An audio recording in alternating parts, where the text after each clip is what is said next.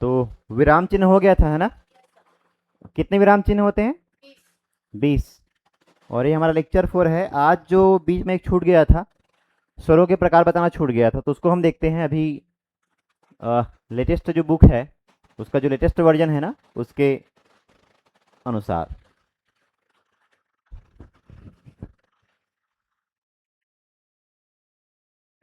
तो स्वरों के भेद।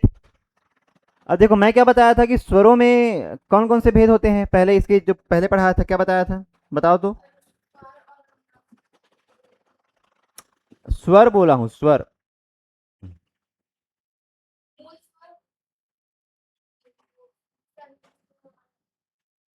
मूल स्वर और हाँ, संयुक्त स्वर।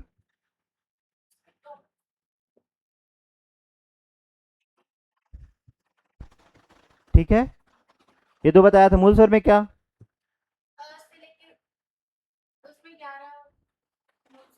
हाँ, और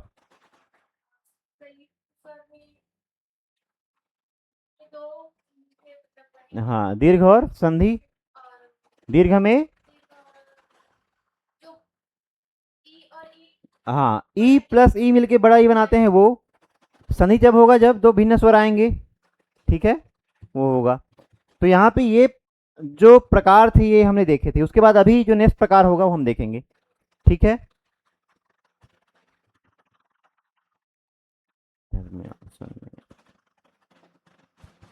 चलो, स्वरों के अन्य भेद। स्वरों का वर्गीकरण मुख्य रूप से मात्रा और उच्चारण के आधार पर एवं उत्पत्ति के अनुसार किया जाता है। और ये दोनों हमने बता दिया था। एक मैंने बताया था मात्रा के आधार पर। कौन कौन से स्वर मात्रा के आधार पर? बोलो,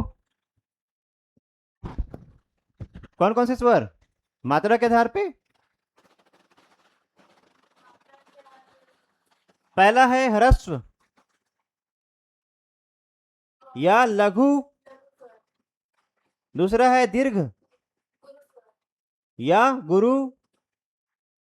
और तीसरा है प्लुस स्वर या तीन मात्रा वाला स्वर, जैसे ओम या राम, ऐसा बोलेंगे तो। ठीक है, हाँ, ये साइन किसका है? आ का उच्चारण का साइन है वो, ठीक है। इसके बाद देखते हैं अब इन दोनों के अलावा उत्पत्ति और मात्रा के अलावा उत्पत्ति के देख लिए थे हम। एक मूल स्वर, फिर संधि स्वर या संयुक्त स्वर जो बोलते हैं, है ना, वो। अब मुख, मुख की खुलने के आधार पर, फिर अनुनासिकता के आधार पर, जीवा के प्रयोग के आधार पर, ओष्ठाकृति के आधार पर, जाति के आधार पर और उच्चारण स्थान के आधार पर स्वरों के भेद देखते हैं। और ये सीजीपीएससी प्री और जो सीजीएसएसबी है यानी सीजी व्यापम, उसमें एकदम इंपॉर्टेंट है। मेंस में एक एक मार्क्स का आता है, जिसमें 2 क्वेश्चन दे देंगे, या 2 मार्क्स का ही इसका परिभाषा सहित आ जाता है, उदाहरण दो करके। एग्जाम्पल लिखने का आ जाता है, उदाहरण लिखने का आ जाता है, ठीक है। अब आगे बढ़ते हैं। अभी हम कितने प्रकार देखेंगे? 6। ये किस आधार पर होगा? भिन्न भिन्न आधार पे होगा। जैसे पहला मुंह के खुलने के आधार पे, ठीक है। उसके बाद अनुनासिकता के आधार पे, फिर जिह्वा के प्रयोग के आधार पे, और फिर ओष्ठाकृति के उसके प्रयोग के आधार पे, ठीक है। फिर जाति के आधार पे, उच्चारण स्थान के आधार पे, ठीक है। मैं सर को बोला था जैसे ही मैं स्टार्ट करूंगा क्लास तो सर आ जाएंगे ऐसा करके, ठीक। तो चलो, मुंह के खुलने के आधार पे, इस आधार पर स्वरों के 4 भेद होते हैं: विवृत, अर्धविवृत, संवृत और अर्ध संवृत। अब देखो 4 प्रकार कौन कौन से हो गए? विवृत, संवृत, अर्धविवृत और अर्ध संवृत, ठीक है। अब वृत्त मतलब क्या? जहां पे मुख की आकृति ऐसे गोले के समान बने, जहां पे मुख की आकृति गोले के समान बने, ऐसे देखो, एक तो हम ऐसे ओंठ को ऐसा एक ऐसा कर लेते हैं, फिर थोड़ा बड़ा, फिर थोड़ा ऐसा और बड़ा, और फिर ऐसा गोल। ठीक है, तो ये मुख की आकृति के आधार पे हम इसको विभाजित करते हैं। तो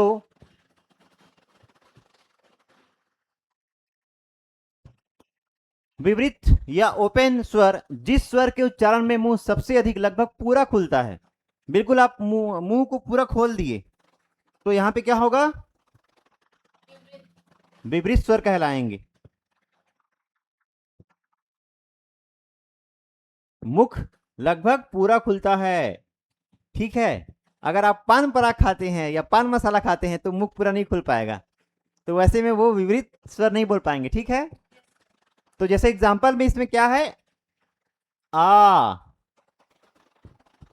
हम्मा बोलते हैं ना, हम्मा ऐसा करके। ठीक है, नहीं मैं इंसान ही हूं, तो ये आ की मात्रा जब बोलोगे, जोर से बोलोगे आ की मात्रा, तब ये विवृत स्वर में आएगा, क्योंकि इसमें मुंह पूरा खुलेगा।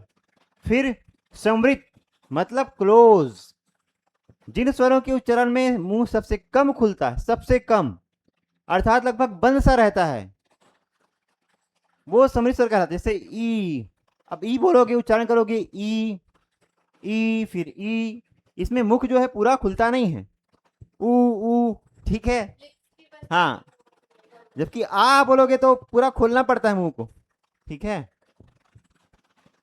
फिर अर्धविवृत, अर्धविवृत में क्या होगा? हाफ ओपन, हाफ ओपन में जैसे मुख जो है आधा खुलेगा, जैसे अ बोलोगे, अब आप अ बोले फिर आ बोले तो आ में पूरा खुलेगा, अ में कम खुलेगा, तो अ ए ओ, ये क्या होगा? अर्धविवृत।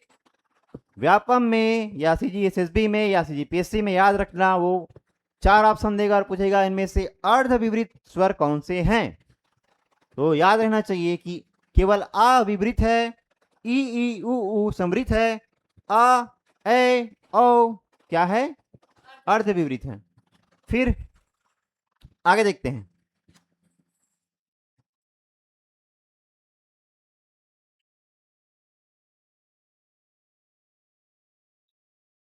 अर्ध समृत हाफ क्लोज, जिन स्वरों के उच्चारण में मुंह समृत की तुलना में थोड़ा ज्यादा खुलता है, अर्थात मुंह आधे से कम, आधे से भी कम खुलता है, अर्ध समृत कहलाता है। जैसे एक में तो मानने के लिए खुलता तो नहीं था, इसे थोड़ा सा, लेकिन ये अर्धविवृत से कम खुलेगा और समृत से ज्यादा खुलेगा, बीच का है ये टर्म। इसमें क्या होगा? ए और ओ, ए और ओ। ठीक है, हाँ, या ऐसे जब ए बोलोगे तो ज्यादा खुलेगा, तो वो अर्ध विपरीत में आ जाएगा, ऐसा आप दिमाग लगा सकती हैं, गैस कर सकती हैं। ठीक है, चलो आगे बढ़ते हैं।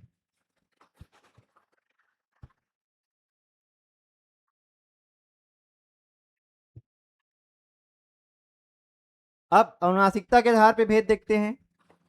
अभी क्या देखे इसके पहले, पहले नंबर पे, हाँ, मुंह के खुलने के आधार पे।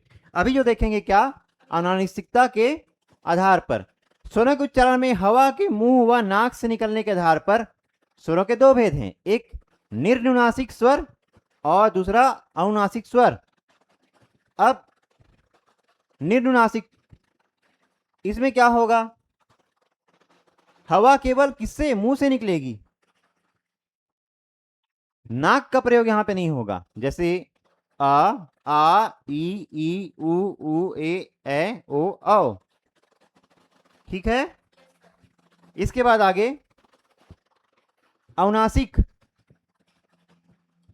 अनुनासिक में क्या हो जाएगा?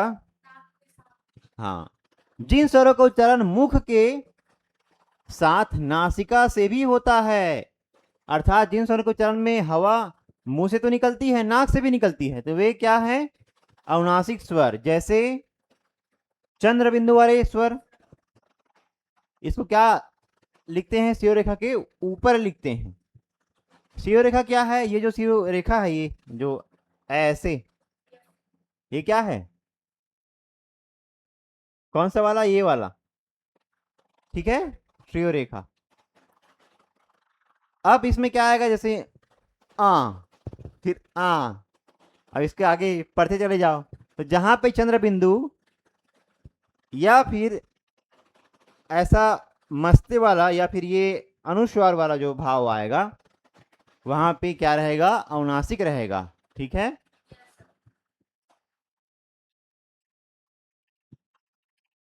अब आगे,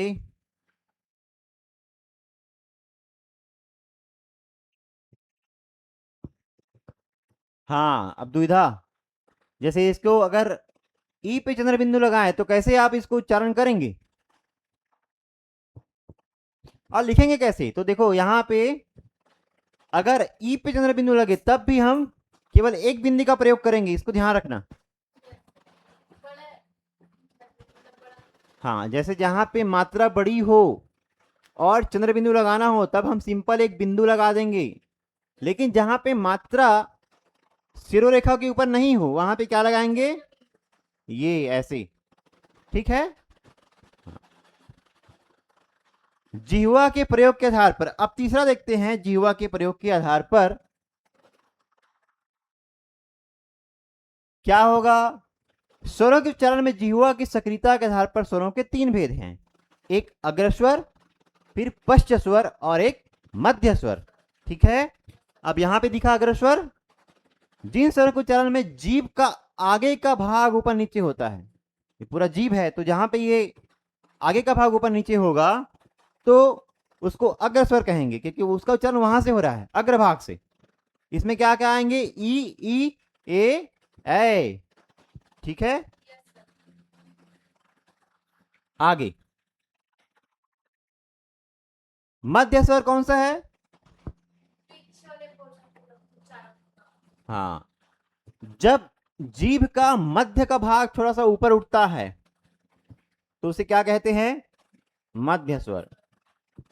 केवल एक है इसमें, कौन सा? अ, ठीक है। पश्च स्वर, जिन स्वरों के उच्चारण में जीभ का पिछला भाग, यानी जो ये जीभ है उसके पिछले भाग, यानी जो गले के जो एक कंठ है, कंठ के पास का जो जीभ जब ऊपर नीचे होगा या एक्टिव होगा तब क्या होगा? पश्च स्वर कहलाएगा, क्योंकि वो पश्च भाग है, ठीक है। इसमें क्या आएगा? आ, उ, ओ, औ, ठीक है। अब चौथा पढ़ेंगे ओष्ठाकृति के आधार पर। ओष्ठाकृति के आधार पर क्या होगा? स्वरों के उच्चारण करते समय ओठों की स्थिति के आधार पर स्वरों के भेद, ठीक है। एक था मुख का खुलना, एक था मुख का बनावट। पहले मैं ओठ बना के दिखाया था ना, ओठ की आकृति, तो इसमें आएगा, ठीक है। हाँ, लेकिन अब मुख को भी ओठ से ही दर्शाएंगे तो उसको इसमें काउंट कर लेना। तो एक है वृत्तमुखी, दूसरा अवृत्तमुखी, ठीक है। जहां पे ओठ से सर्कल बनते हो ऐसे, कुछ इस टाइप का डीडी नेशनल, ठीक है। और जहां पे सर्कल नहीं बनता तो वो क्या होगा? अवृत्तमुखी, ठीक है।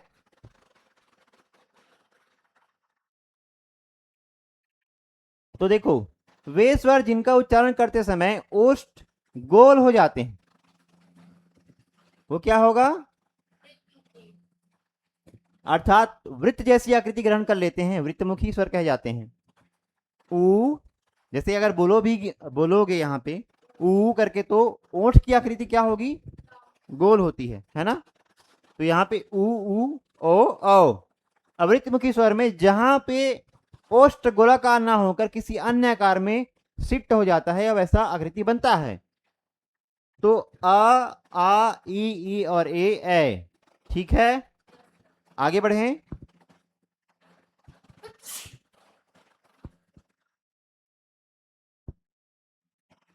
चलो, जाति के आधार पर, अरे यहां भी जाति आ गया, देखो स्वरों में भी जाति आ गई। जाति के आधार पर स्वरों के दो भेद हैं, सवर्ण स्वर। सवर्ण जाति में होता है ना, सवर्ण जाति, तो एक ही जाति के दो लोग आपस में सवर्ण होते हैं, ठीक है। हाँ, फिर विपरीत वर्ण, एक सवर्ण और विपरीत वर्ण। तो यहाँ पे सवर्ण में क्या आएगा? जिन स्वर का उच्चारण समान स्थान और समान प्रयत्न से होता है, समान स्थान समान प्रयत्न से होता है, ठीक है, वे सवर्ण या सजातीय स्वर कहते हैं। जैसे अ, आ, ई, उ। वही है छोटे भाई और बड़े भाई वाला काम है। अ, आ, ई, उ। ये सवर्ण है आपस में।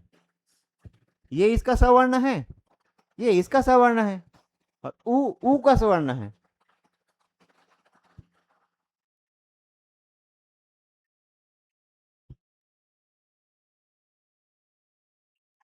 सवर्ण के बाद असवर्ण या विजातीय। या तो आप लिख लो असवर्ण या लिख लो विजाती, विजातीय स्वर, सजाती और विजाती। जिन स्वरों का उच्चारण अलग अलग स्थानों तथा असमान प्रयत्नों से होता है वे सवर्ण विजातीय स्ववर्ण कहलाते हैं। अब इसमें क्या आएगा? ए ओ औ। अब इसमें देखो, अ प्लस ई क्या है? परस्पर असवर्ण है, तो इनका जो बनेगा वो भी असवर्ण रहेगा। A plus A is equal to, तो जब ये दो सवर्ण मिले तो ये भी क्या होगा? सवर्ण होगा ना, ठीक है। जैसे एक जाति का विवाह दूसरी जाति से होता है तो उसके बच्चे को ये लोग मानते हैं कि हमारी जाति का नहीं है, ऐसा वैसी मान के चलो इसको, ठीक है। उसी टाइप का उदाहरण है।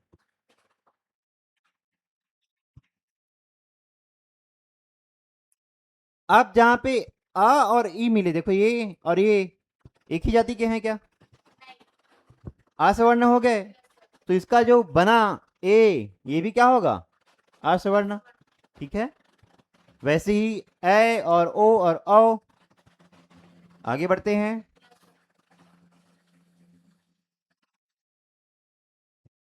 जाति के आधार पर हो गया था।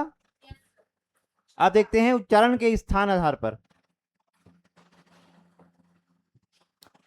उच्चारण स्थान के आधार पर क्या होगा?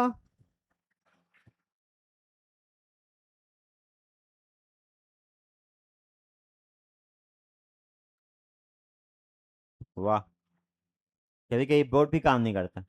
मुख के जिस भाग अवयव से स्वर का उच्चारण किया जाता है वह भाग उस वर्ण का उच्चारण स्थान कहलाता है।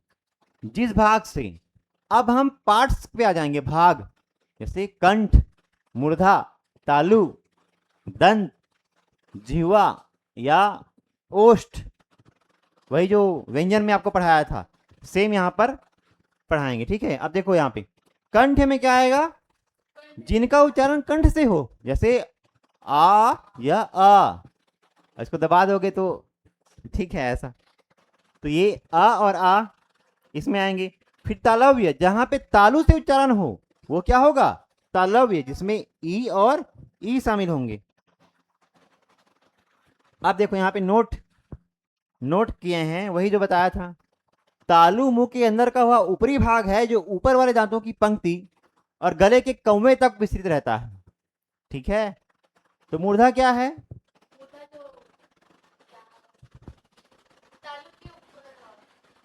देखो, मान लो कि किसी का 32 दांत है, तो ये जो भाग रहेगा ये ऊपर वाला लेयर रहेगा, और यहाँ पे रहेगा, हाँ, कंठ कौवा जो भी हो, ठीक है। हाँ, तो ये नीचे वाला दांत बना देता हूं,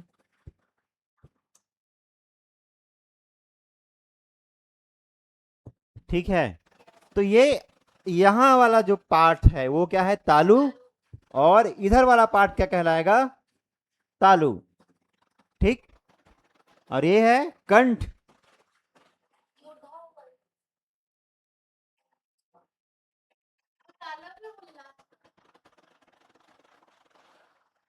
मूर्धा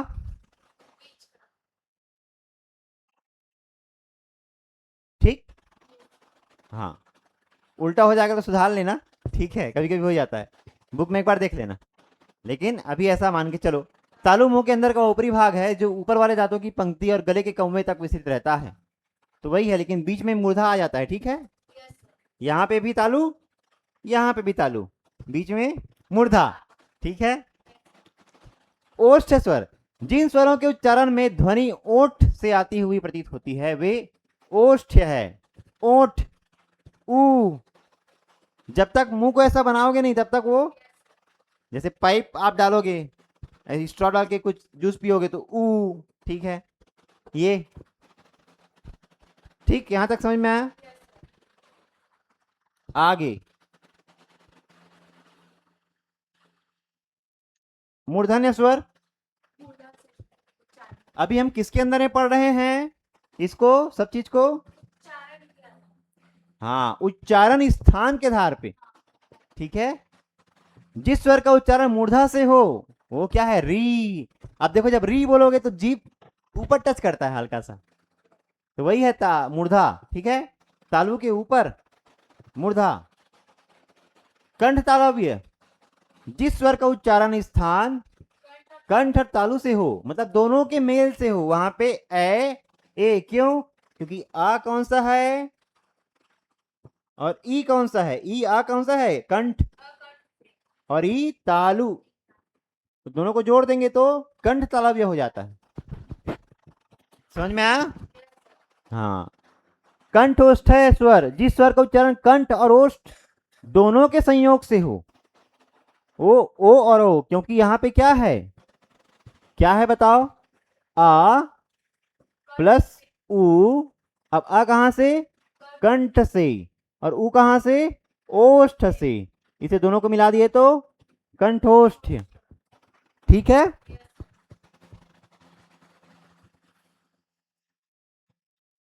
अब ये देख लो, एक पूरा वो बता दिए हैं, पहले इधर इधर आके इधर देखो, अच्छा ये तो हो गया।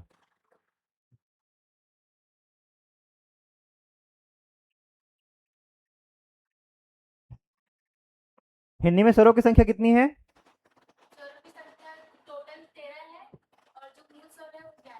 ठीक है।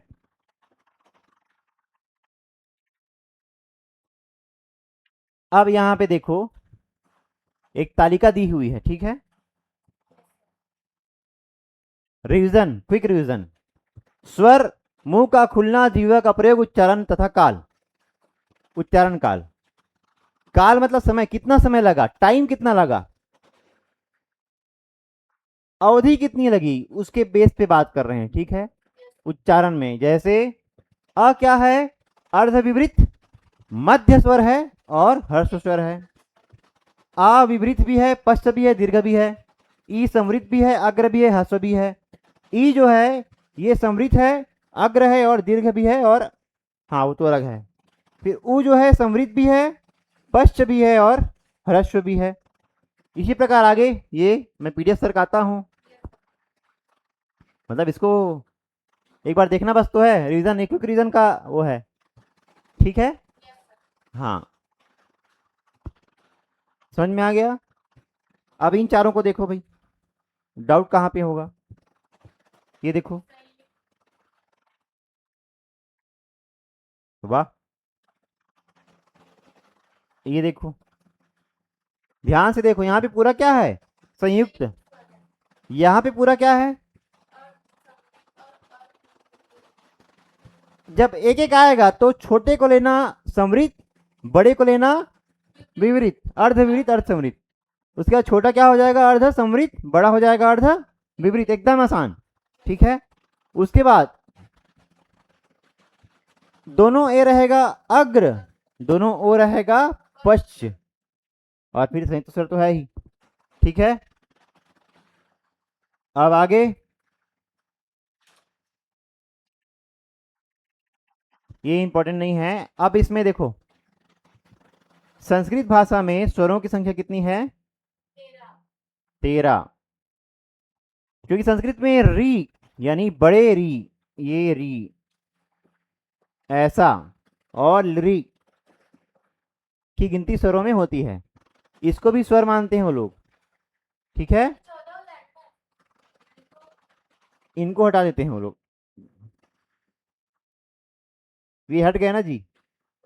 तो 11 प्लस 2, 11 प्लस ये 2, 13। ठीक है, समझ में आया? हाँ,